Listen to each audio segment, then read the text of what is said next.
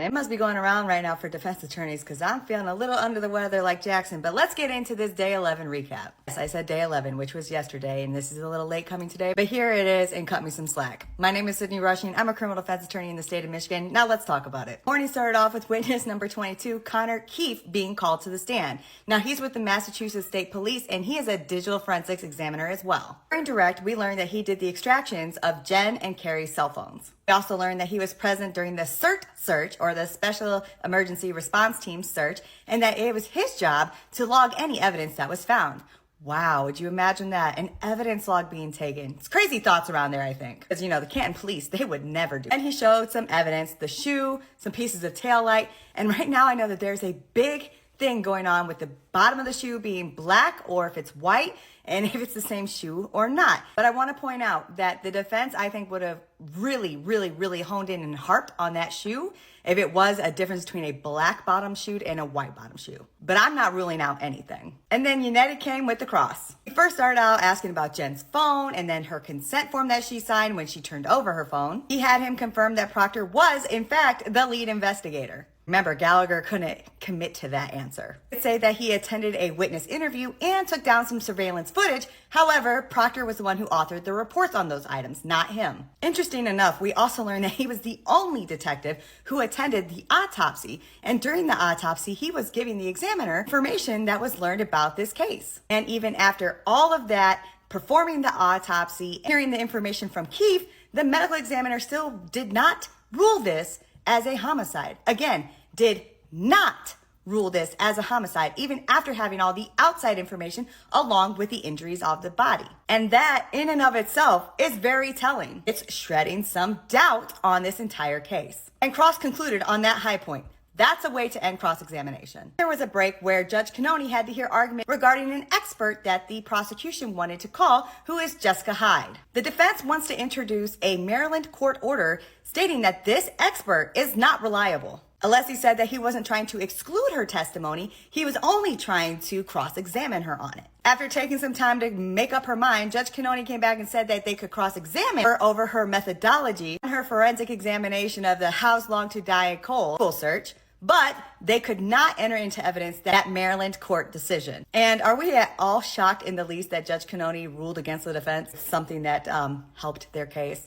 I think not. Then we had witness number 23, Jessica Hyde, was called to the stand. Brennan doing the direct, we already know that the first several questions had to do with her experience, her knowledge, her career, all of that, her background, what have you. We already started off with that. Hyde was tasked with doing the examination of the deletion of stuff from Jen's phone. He said multiple Google searches were time-stamped on Jen's phone at 2:27 a.m. Some of them had to do with sports, and one of them said, "How's long to die in cold?" However, she said the timestamp wasn't about active searches.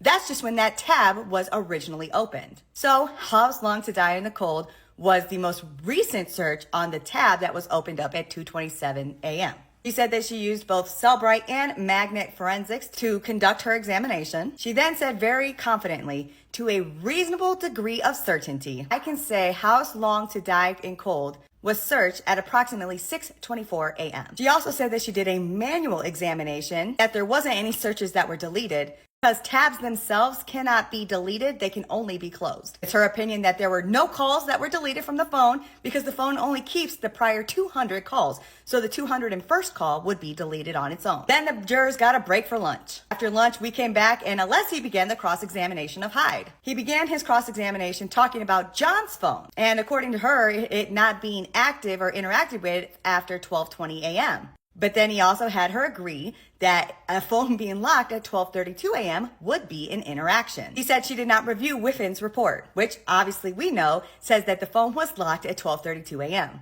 She conceded that the activity on John's phone actually concluded at around 12:32 a.m. too.